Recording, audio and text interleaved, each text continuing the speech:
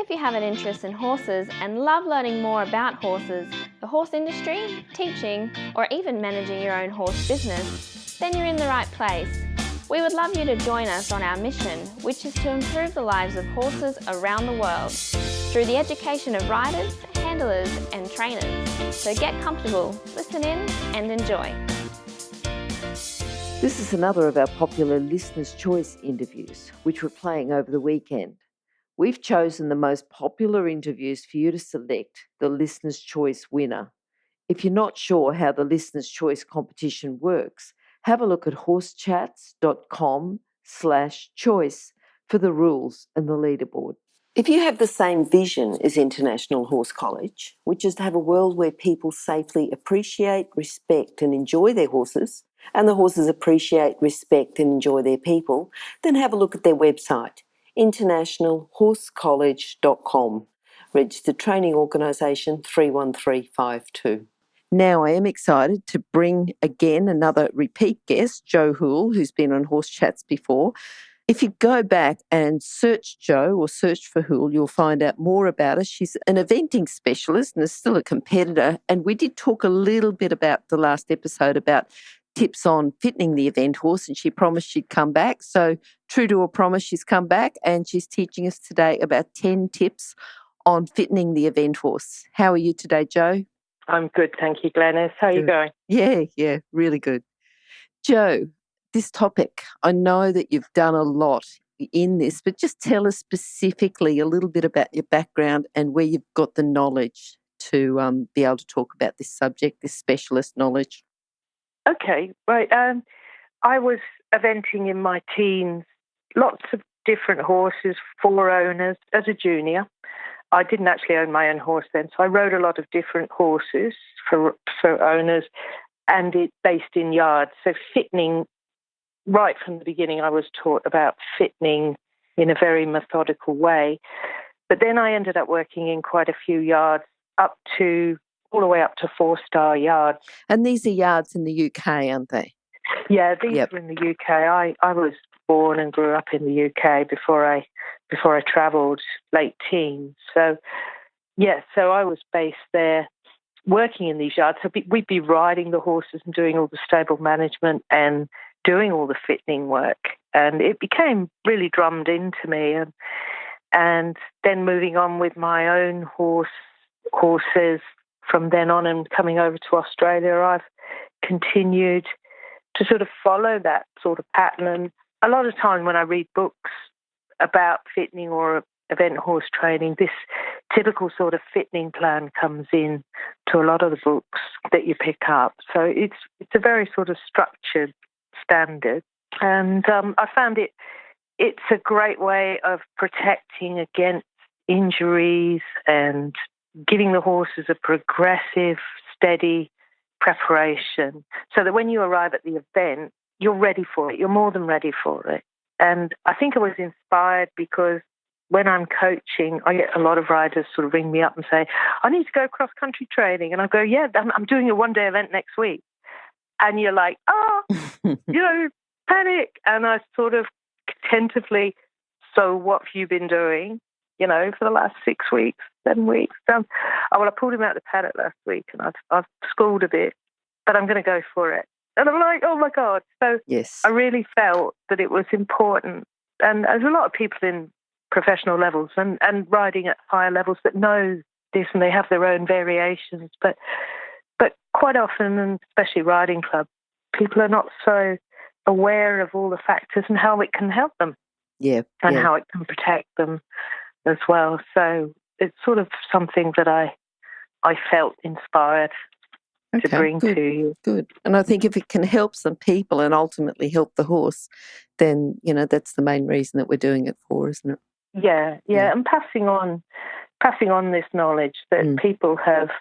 It's not like I'm always learning. It's just people have passed it on to me, and I feel like you pass it on, and that's the way it goes. Yeah. All right. So the first tip we've got, tip number 1, is planning. Okay. Well, I think that's really important because I think when I look at doing just a one-day event, I'd be thinking about that early in my year or the year before, I'd be looking ahead and I'd get the diary out and I'd plan where I want to event. And usually you'd start with, it has some progression to it. I might start with a nice, easy, lower level one-day event.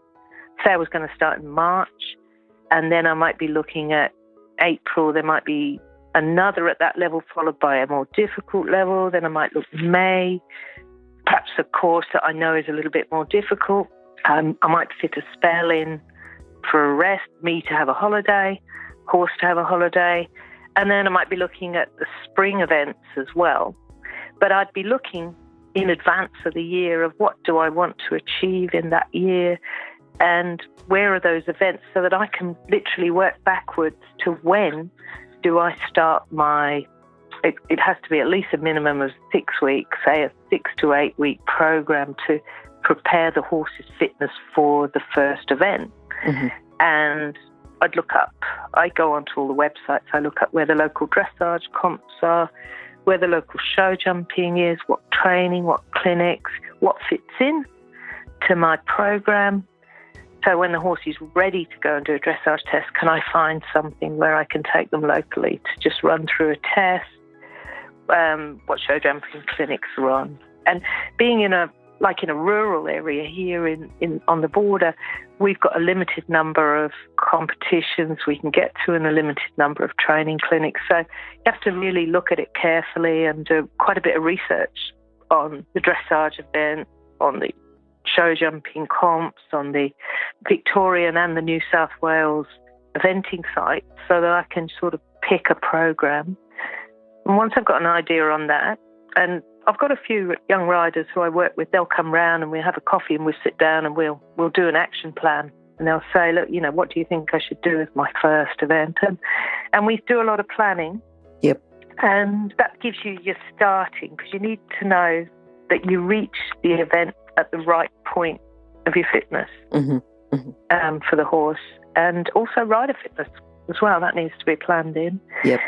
So great deal of planning. And I just to mention that if the horse, say, has had an injury in the past year and they're coming back from an injury, that might be a totally different plan. They might need a much slower preparation, longer preparation, and things like that can totally alter factors or remedial farriery or something like that. So I just sit down and look at all the factors first and start to work out where I want to be when I want to be there.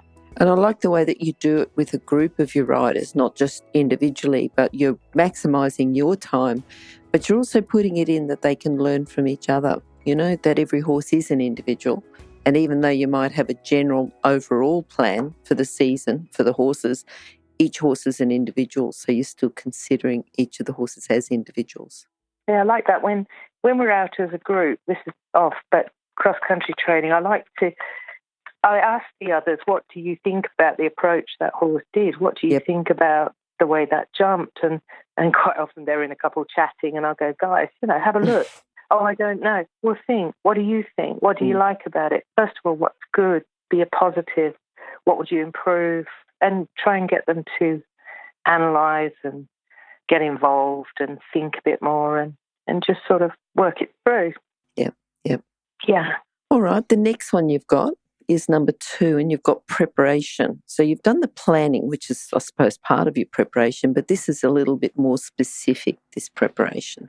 Yeah, this I just put it in because if you were preparing for, let's say in this case, quite an important one-day event, it's easier to, if you've had your horses been resting for a while or has been spelling out at grass, you want to take this time to just make sure everything is ready, even your float. Make sure your float, you've got your bearings are good, your tyres are good, your lights are good, the wiring, the floor, the hitch. You don't really want to suddenly throw that in like week 5. I'm going to suddenly go to a dressage comp. Oh my God, I've got a problem with the tyres or something. So I would put that in early and I'd make sure my transport's good, my car's in good condition. Now, it could be that they're always in good nick, but it gives you a double check. And things like your tack and your kit, if you've had a bit of a break, did you clean it? Is it supple? I'm smiling because I've had people come for coaching and they pull a bridle out the float and it sort of crackles and I'll go, have you got some saddle soap with you? Because you've got to supple that up before you put it on the horse. And sometimes we're tired, we're busy, we've got work, it gets thrown in there, but generally it's clean it straight after you use it. But if not, go through your gear and is it safe? Just check, are the reins, perhaps there's some stitching going, is it going to break? Are your stirrup leather safe?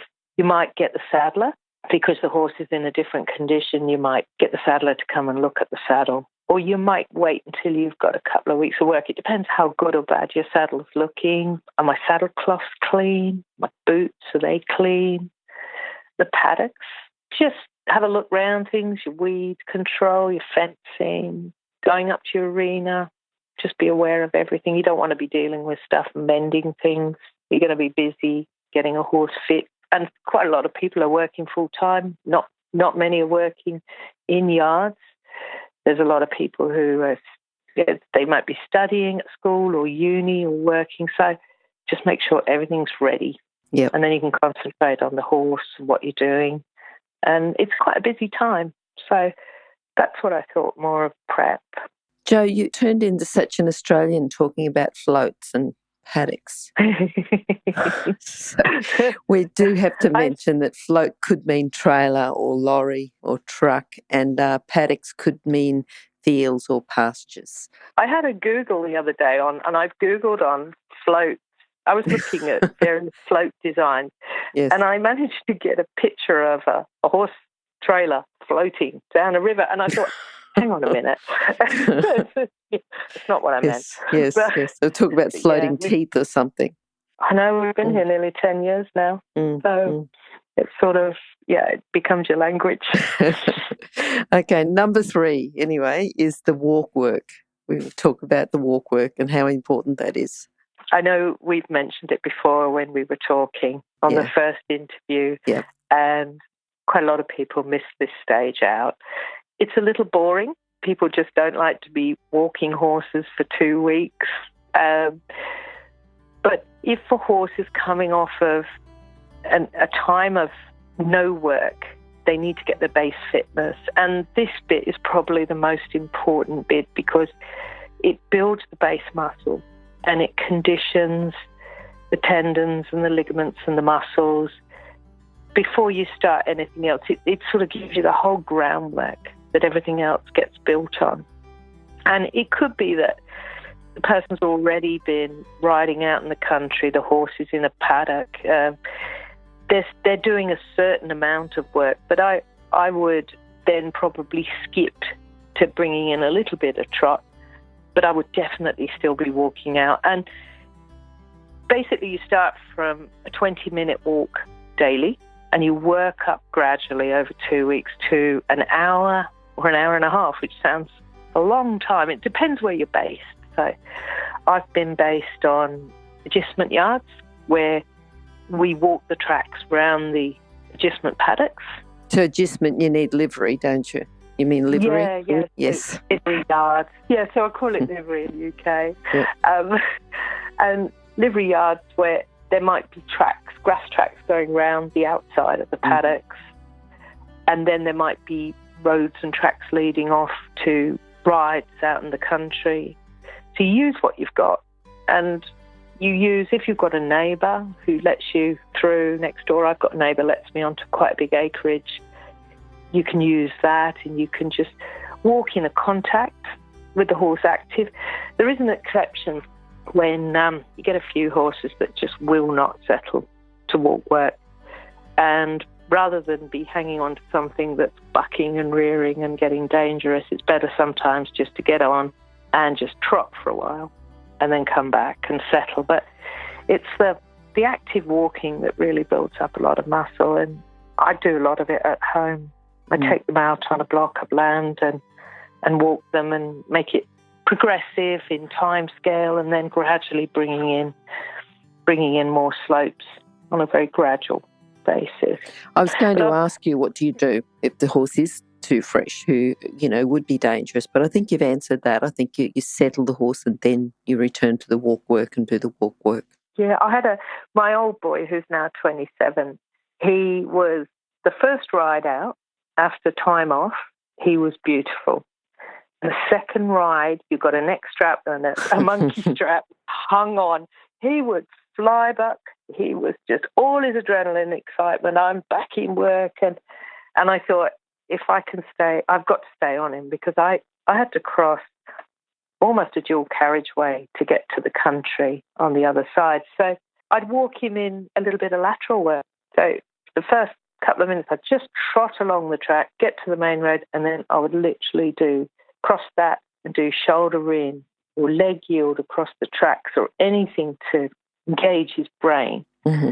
Whereas just walking along, he'd be bucking and jumping up in the air, and any noise, leaf, branch, it became a nightmare. It actually made me strong. I think it was the first time when I finally, after cycling and swimming and trying everything I possibly could to be strong enough, he gave me strong legs, because no way was I going to come off. But yeah, and eventually then I got him so he was calmer, so we could go and walk miles and get him really toned up. Mm-hmm. Mm-hmm. And I feel that for a lot of people competing at the starting levels, it's understanding that the ligaments and tendons, they may say, oh, my horse is fine. I trotted up the hill the other day, didn't even puff. But it's not that. It's the fibers and the tendons and the ligaments. And I found that out myself recently earlier this year I got an Achilles strain because I hadn't actually been jumping for a while. And then I went and did some grid work, and my leg had tightened up and I strained my Achilles. And for the horses, we just want to make sure all those fibers are elastic and conditioned gradually so that they don't do a strain that's going to put you back months or long. Yep. And that's what I think the purpose is of this sort of fitting plan. All right. Well, that brings us on to number 4, which you've got, is introducing trot. So let's say that the horse was very quiet and well behaved and did just walk out. So you've walked them out for the first 1 or 2 weeks from 20 minutes to 60 or 90 minutes. At what stage then do you introduce trot? We sort of go with the horse in that when they feel they're going along, you can see them toning up. And actually, whilst I'm doing the walking, you groom quite a lot. Rather than just washing them off, is actually get a brush and give them a good, strong grooming. And you can see the muscle development beginning. So I find that helps condition the muscles, like old-fashioned strapping.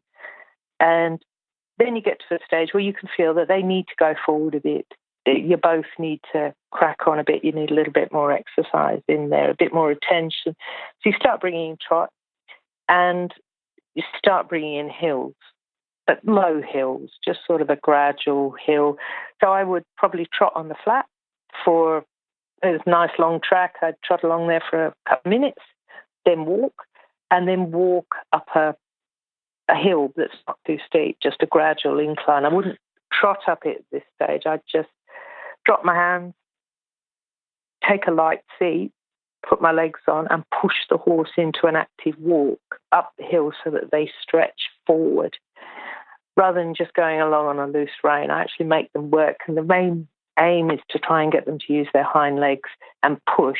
And you can feel as they get fitter, you start to feel that when they're not fit, they want to rush up, they want to trot or they want to canter up the hill because it's hard work. But as they get fitter, they can cope with walking up there. So it's making them walk and making them push off their hind legs through. And it helps develop the top line and then over the neck. It develops all the way through the muscles, and you can sort of gauge how they're going. And then you'll find later in the week, they're pushing along much easier. And into your second week, they might be actually getting ready for a small trot up there, but you can gauge by the way they're dropping their head and pushing forward and pushing through from the back legs as to how fit they're actually getting. So it's not set in stone, but it could be I walk a horse for a week and then I think, no, we need to do a bit of trotting. We need to get a little bit of trotting in. But I've got a variety of hills around me, and when I'm starting them off, or if they were coming back from an injury, I always start on the flat and then on the low level. And I don't tackle the steep hills at this stage because I'm going to be asking too much of the tendons and ligaments, and it's going to work against them. I want them to build slowly. All right. Okay, no, that's good. And I like the way that you said it's not set in stone. It's keep talking about, and you keep talking about judging the horse and looking at the muscles and feeling how fit they're getting. We've got number 5 here is introducing schooling. So at the moment, you've just talked about being out, but not actually schooling the horse. So can you talk about introducing that, when it would be and what type of exercises? Yeah, this is where I find talking to a lot of people, when they first bring their horses back in, they would probably say they're going to start lunging them. Now, there's times when you need to do that because they could be a very novice rider and a very lively horse. I've seen a lot of difficult situations, but if you're able to hack out, as I call it, walk out and then trot and bring this in gradually, you don't actually school them until they're established in their walking and trotting work on hacks and country, depending what's available. So, because schooling's quite hard, it's quite strong. It's strong on the tendons, the ligaments, the muscles. Circling is quite strong. If you're bringing in a young horse into its first event, so it's coming up through and it's coming into its first serious fitness, schooling is quite hard. And I would even be doing guilds and that on my tracks long before I started doing lots of circling work. But I have, again, it's flexible because I've worked with riders who are so nervous to ride out. And they might have a very quiet horse. If they can take it in the arena, it's a quiet horse, but they're so afraid of it riding out that it would be really difficult for them to go through that. So that might be a different sort of situation when I think, seek somebody's advice, seek the advice of a coach, talk with them how you're going to get through this. You might be able to get someone get on for a couple of weeks and just get them through the worst bit. And then they could get to the stage where they're in the arena schooling and they could build up the confidence. But those with a bit of experience, schooling, and it could be, give an example. I worked on a yard in Somerset in the UK, and we had a lot of horses on the yard, and they were doing a variety of dressage and some show jumping and some eventing. And we would take them up into the country for 40 minutes ride and then come back, and then we'd school them. Now, I think there are a few horses that do really well from schooling first and then going out for the ride, and there are some that are a lot better for riding out and then schooling. So I'd continue my walk work and my trot work, but I'd bring 10 minutes schooling at the end of it, or at the beginning of it, depending on the horse. Yep. I wouldn't suddenly go from the walk and trot and then now I'm schooling. It would be, right, they're ready and they're toned up and I'm going to pop up to the arena. That's where we are here. Or in a livery yard, I'm going to come back from my ride. I'm going to go into the arena and I'm just going to do 10 minutes of some circling and leg yielding, and then I'm going to stretch them out and walk and take them in. And you start your schooling and then you build it up. So it could be 10 minutes, then it could be 20 minutes or half an hour, as well as riding out, and decide whether the horse is better schooled first. I've actually got 2 horses here. One is far better if you school him first, and then when he's good, he gets the reward of a ride out, because when I ride him out, he's too anxious. Mm-hmm. So he's better in a contained arena, and then I ride him out. And the other one is much better ridden out. He's a young one, and he's settled. If he goes for a 20-minute hack out, and I have a little trot up through there's a lovely big grassy paddock, and then I bring him up the arena, and he takes a deep breath, and he's much more relaxed, and I get much better work out of him. Good. And he likes his little routine for that. So they're all different. And some even, I might work them for 5 minutes in hand before I get on, and then they go up and do just 10, 15 minutes schooling, and then they go for a walk. So it's a lot of variety. But the schooling, again, starts with walking in schooling, and there could be some lateral work in that walking, and then trotting, and again, lateral work into the trotting. And at this stage, I get the walk and trot started first before I bring in the canter. Mm-hmm. Okay, well, that's number 6 anyway, is the canter, starting the canter. So would you like to go on and talk about that? Yeah, I just smiled for a minute there. I remember going for a ride around our block with a couple of friends, and the horses hadn't been ridden for, 2 months. And we got to a slope leading up to the arena, and they said, they just shot off in canter. And I'm like, well, first of all, I'm hanging on to mine, thinking, oh my God, I'm going to die. Yes. And I had to trot up behind, but they were not knowing what stress. They put those 2 ponies under. They'd been in a paddock for months, and they were pushing up a steep hill in canter. So canter comes progressively down the line here. I've got weeks 6 to 7 that I start bringing cantering into my schooling, and I might bring cantering in gradually along the tracks. I tend to like a slight incline if I think I'm going to get a lively horse, but just bringing it in gradually. I don't go hooning up a steep slope, but just in a light seat, bridge rein, taking the weight off their back and letting them work through in a very steady, good rhythm. And I've been with friends where they don't have the country to work in, so they might ride around the livery yard and then gradually start their schooling, and then they might use the arena for cantering. And if it's a big enough arena, they'll wait till it's quiet, take the horse in, go into a light seat, bridge their reins, and just do what could be a minute or 2 of canter, and then come back to walk and stretch them out. And then gradually you get into canter circles, change of lead, and sort of progressive working up so that they develop the hind muscles and their top line over, and that they become stronger. That leads us into beginning to bring in jumping grids, because as the horses now, they've done their walk work, so they've got their base muscle. They've done trotting, they've brought in low-level hills, they've trotted up hills, they're schooling, they're getting much stronger. And gradually they're beginning to lift and push off much better, so we're ready to start jumping. And I would bring in small grids just because it's an easier way to get the athletic build-up. You can allow the horse to develop itself in an athletic way and develop the strength. And this, again, is putting the ligaments and tendons on a little bit more stress.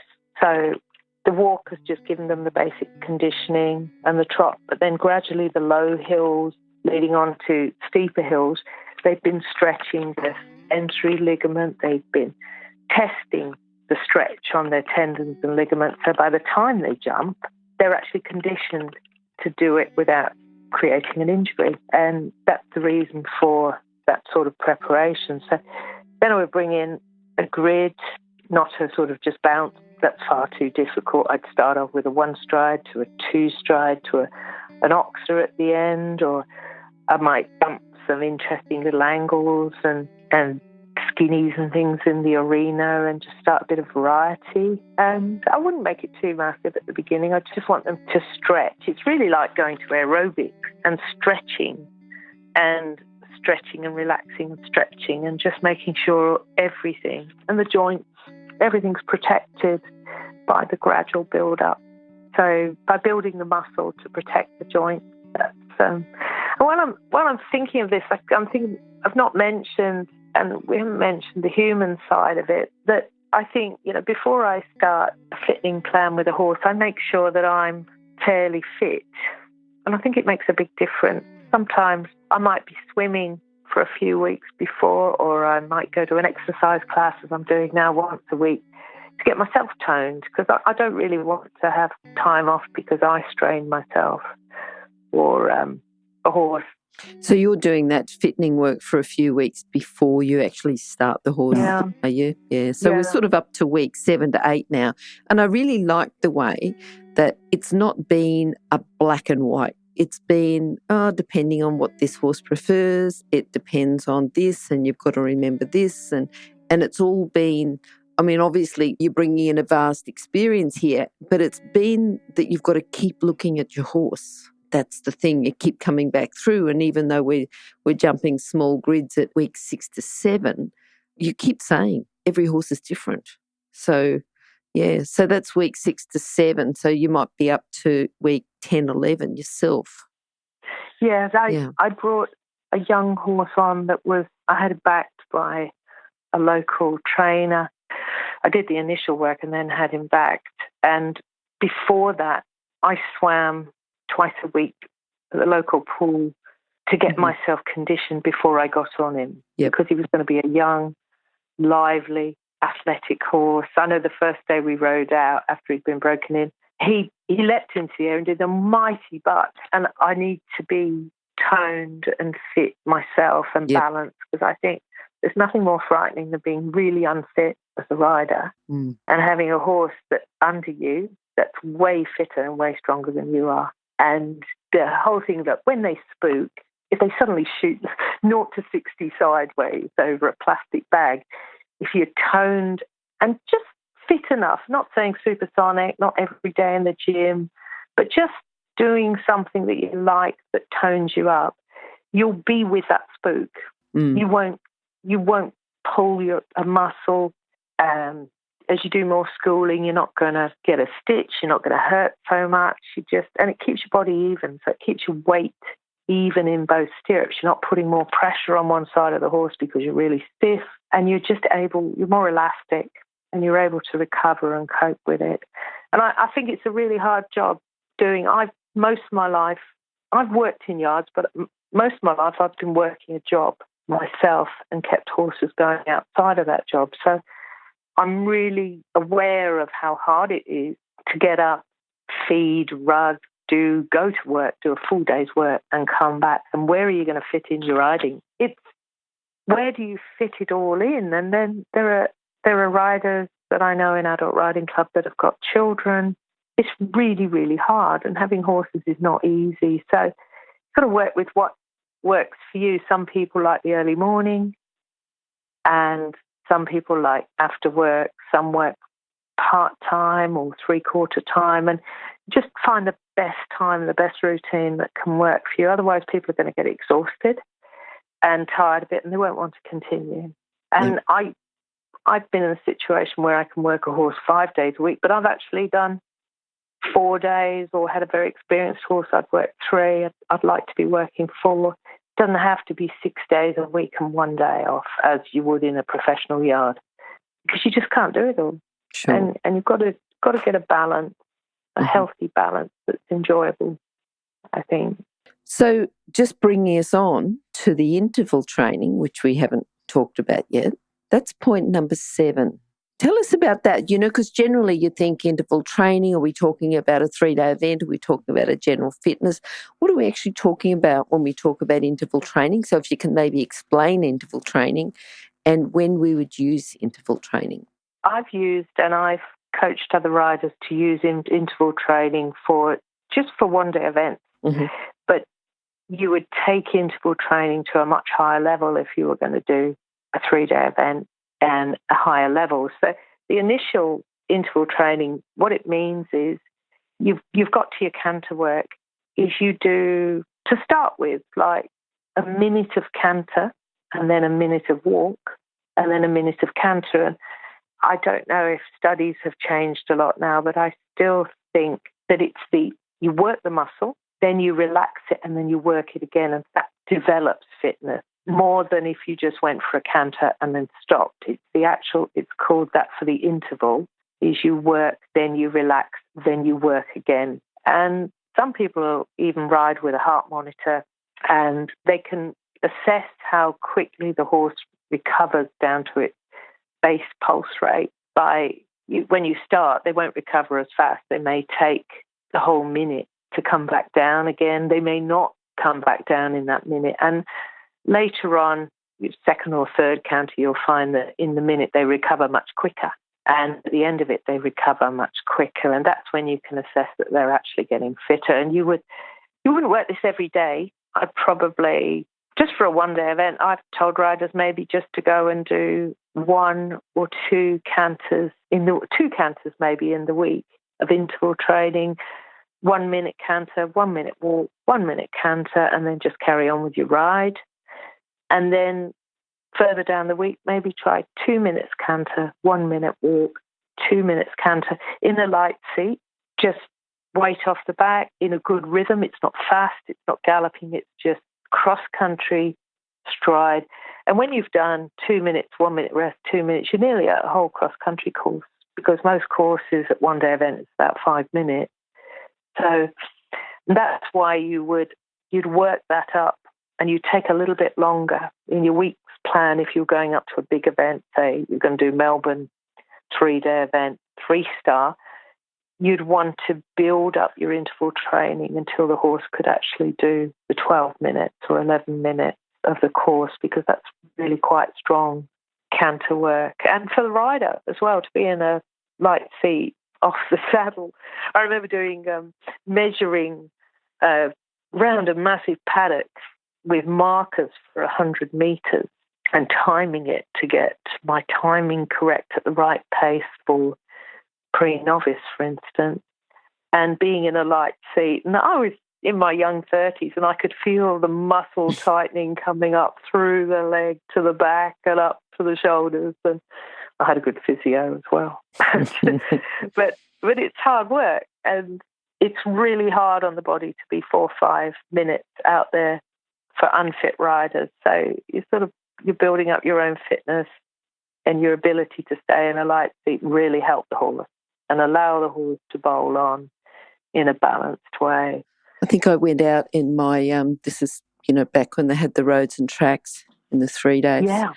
And in my first 3 days, I went out and the whole roads and tracks I did in 2-point, because I thought that's what you had to do. I didn't know. My coach, we just did the walks and tracks, and my coach said, do this. And then when I came in, he said, did you really do the whole roads and tracks in 2-point? And I went, well, yeah. I mean, I'd practiced for it, because that's the way I'd done my fittening. Because you would have been fit. That's just what I did. Yeah. Wow, I definitely had strong legs there. Yeah. Anyway. Yeah, I can feel that, because I've been along here. At the moment, I've got 2 horses that are just doing light work, but I'll go along and trot along in a 2-point position for a bit, and then I'm rising again, and that it does help strengthen up, but I'm not sure about 40, 50 minutes on roads and tracks. That'd be hard work. Anyway, we've got number 8. We go on now to cross-country training, so tell us a little bit about that. Okay, I'll just briefly say, around 7, when I'm interval training, or, even when I started canter, you've done canter and grids, yeah, I'd be looking for a small show jump competition. Okay. If it fits in, I'll already have looked at my diary. There might be something, especially around the time I'm cantering, where I can go out and take the horse and do a couple of rounds of show jumping. I wouldn't be pushing them to full height. I'd start not too low that they're bored and get complacent, but somewhere just a step down maybe from where I'm competing, and just get a nice rhythmic round under my belt before. And then we went on to cross-country training, so sort of point 8 was to go and have a session of cross-country training with a coach or a clinic, and I'd be looking for something that's confidence building. I wouldn't want to suddenly be pushing myself to way more than I'm going to compete at that stage. It's got to build up the horse's confidence and mine. Mm-hmm. So I'd be looking for a nice, solid experience that I'm leading up to a first one-day event here. So I want to come out at a really positive note, and I pick who I'm going to go to, and work with the riders I coach as well. That if they say I want to do some training with you, and we've got our first event at Wagga or Albury in 2-3 weeks, we've already planned that ahead. I will be careful about what stresses I put them under, mm-hmm. because I want it to come out that they end that session feeling confident, strong, and the horse comes out with that look on its face of, yeah, really enjoyed that, and then not fried them, not over push them over a whole load of jumps that were suddenly bigger than they used to. And I think that's really important, that you sort of take a bit of responsibility as a rider as well, of not suddenly throwing the horse into something out of its scope, but just get a good experience out of it, get a good feel, and you're building confidence all the way through. So what you're getting ready here is that by the time you get to your first one-day event, you get a clear round in a rhythm. You've practiced the rhythm, you've practiced riding in the light seat, you've practiced your jumping, you've had a small competition. At some way earlier on there, you could fit in a dressage competition and go out and do 2 tests at a local venue. So you've done that, they've been out, and you're getting all the stages ready, not so that it's all thrown in on the day, but the horse is prepared and you're prepared mentally to go and do the level that you're competing at. So cross-country training, yes, it could be sort of around that time when the canter's really fit and there's hill work and you're jumping, then cross-country training would come in. Yep. Okay, and then the next one you've got, because the competition you went to is just the show jumping competition. So the next one is number 9, and we've got the lead up to the event. So here I've got, on let's say a typical week, Monday the horse goes for a hack out, and might be a 20-minute hack and 20-minute schooling after work. And Tuesday I might go and do a canter with a gradual hill. So I could go and do an interval canter and then walking and then cantering, could be bringing cantering into the hill work. Just to mention, a lot of people say, I haven't got hills. Well, I've been in a situation where I'd put the horse in a truck and taken it to a hill. And at that stage, I was in a livery yard and I hired a truck off a friend, and I would take the horse to do some hill work. So it's not, you've got to work with what you've got. And sometimes you haven't got everything there and you've just got to find a way to do the best you can. Yeah. So the lead up to the event, I'm just thinking sort of what the standard week would be. Maybe Wednesday I'd go back to a half an hour of trotting and some hill work, and then school, do quite a bit of the movements of test work and some canter work. Thursday I might do some jumping. And Friday, it depends whether you could ride every day. Friday, say I couldn't ride. Saturday, I would again do a hack, maybe have some canter work in again. So work my week like that. But on the lead up to the event, I think it's really important, one, that you start thinking about your kit that you're going to need. I used to write a list. Actually, Jane Holden as Rodham had a book where she did a pamphlet years ago, How to Event, and it was fantastic. And it gave you a basic kit list of what to take with you. And it was fantastic. I had it for years. I've lost it now. But things like spare rein, spare stirrups, a lot of people don't think about that, spare girth. I might get a box and I'll start packing my kit, making sure you've got all your documents in there, you've got your numbers. When they tell you the number that you're going to be, you've got your numbers ready, that your kit's clean, you've got everything you need, and you've got spares, you've got enough saddle cloth. I start thinking about what food I'm going to take with me, because that's really important. I always forget it. So usually think of the horse, and I make sure I've got all my feed supplies there and everything's ready, and the rugs and they're clean. You've got your stable booked. You will have entered your competition way before. So I think in that last week, just getting the kit ready. But the other thing is, I think it's really important, on the week leading up to an event, I don't suddenly start riding the test massively at home.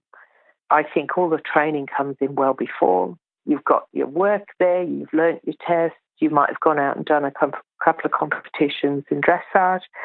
And then the last week, you ride out and stay chilled. Might go for a hack out instead. Go for a lovely long canter up a hill and just stay relaxed, because it's not the time to be suddenly hammering away at your test and suddenly panicking about, oh my God, I haven't got that movement, I haven't got that. It's too late. Yep. Prepare it earlier and just try, because there's adrenaline going through in that week leading up to an event. The horse will sense it. Just stay chilled. And I think that's really important to have everything ready, have your kit ready, especially if you're working full time. Get it ready the week before, start planning. So you can just put it in your float or truck or whatever you've got. Your horse is ready and you've got this plan, you know, how much feed you're going to take. And that's sort of last week of prep.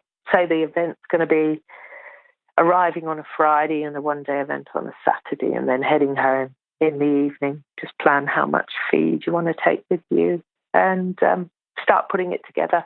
Okay. My house becomes, there's an ironing board in the corner that's got piles of kit on it, jockeys and jackets, and numbers are put in place, and I've got the test printed out for one event, and it's just ready. I find that being organised takes a lot of the stress out. And remember waterproof clothing, warm clothing, and bedding if you're staying over, and things like that, and just make sure it's all organised. And that way you can have a better event. This number 10 is almost a non-event. You know, we've already got up and to the event, but we've still got to think about number 10, which is keeping the fitness after that first event. Yeah, so we've got that lead-up week. There's a lot of adrenaline and there's an awful lot of work's gone in. And as you'll know yourself from past, you know, it's just so much has gone in. And then you get there and you've prepared every bit of this. So you don't get there and suddenly do anything different. You've done your flat work, you've done your show jumping, you've done your cross country, and you just produce them at the event. But then winding down from that is, I think, really critical. So it's important at the event to walk a horse after and cool them down steadily, and then keep them warm if it's cold weather, or keep them cool if it's hot, and let them rest before you travel. And make sure they've got the right amount of food, of roughage to recover, not fed too soon, but fed so they can have something in their stomach, and then a rest before they travel to protect them from ulcers and stressing in the stomach. And bring them home, and I think it's really important that they're not just stuck out in the paddock and left for a couple of days. I think they need to go for a walk, stretch. It's the same way we would if we put ourselves under a lot of stress. The next day we're tired, but we need to stretch, otherwise we're going to seize up a bit. It's going to feel the tiredness. So I find the horses are always quite hungry the next day, but I'm really careful that you don't suddenly start packing in more feed than normal. You just make sure they get a good feed. Usually they're fed twice a day.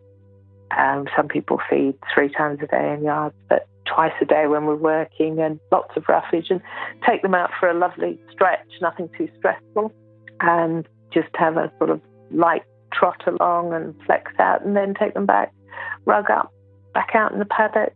And then you need your plan of where you're going next.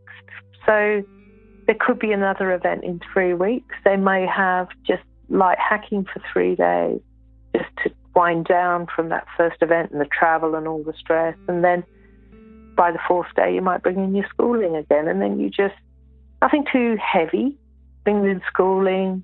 And the next week, do a couple of sessions of some just light grid work. Just keep it ticking along, but not putting too much stress, but at the same time not winding down too much. And I think then when you get to the end of the event season, then it's really important that you wind down steadily and bring them down. I think that's the thing people often miss.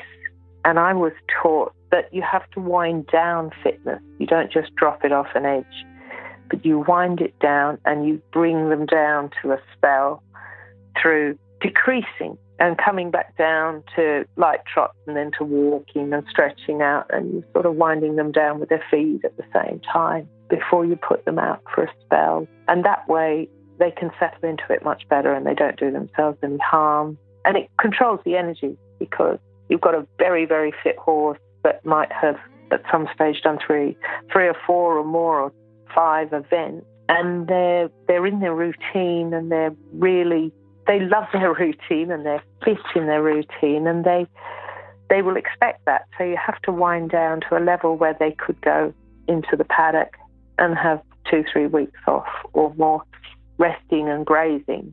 But that has to be brought down slowly. Yep. I'd say over a couple of weeks after the last event to wind them down and to lower their energy. Otherwise, they're going to be hooning. And I think that has happened in the past in a lot of really top yards.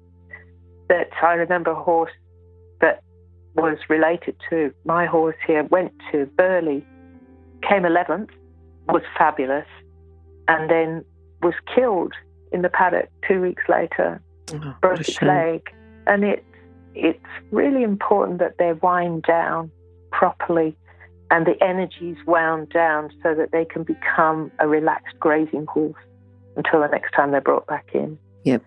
There's a lot of work in it, and I should think there'll be some people who listen who'll go, oh my God, I'm in the riding club and I'm going to do a one-day event and I can't possibly do all that. So, and I've got 2 kids and I work, I can't. So moderate it. Just hack out your horse for a week or 2 before you start schooling and going to a couple of lessons.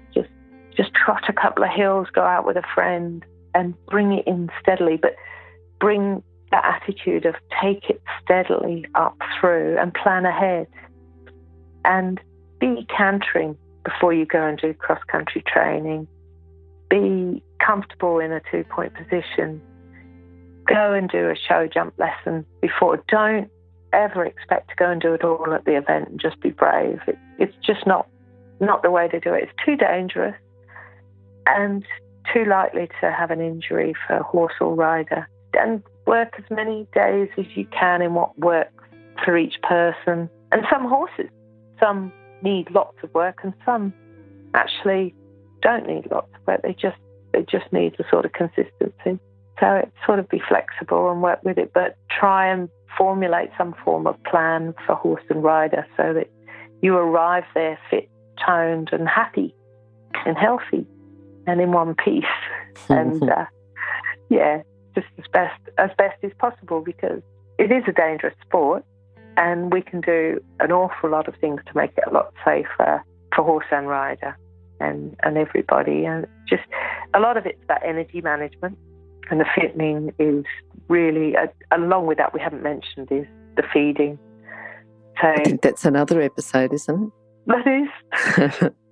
If you're an equestrian coach or a horse riding instructor, or even if you aspire to be one, have a look at the free video series for horse riding instructors on the Horse Chats website.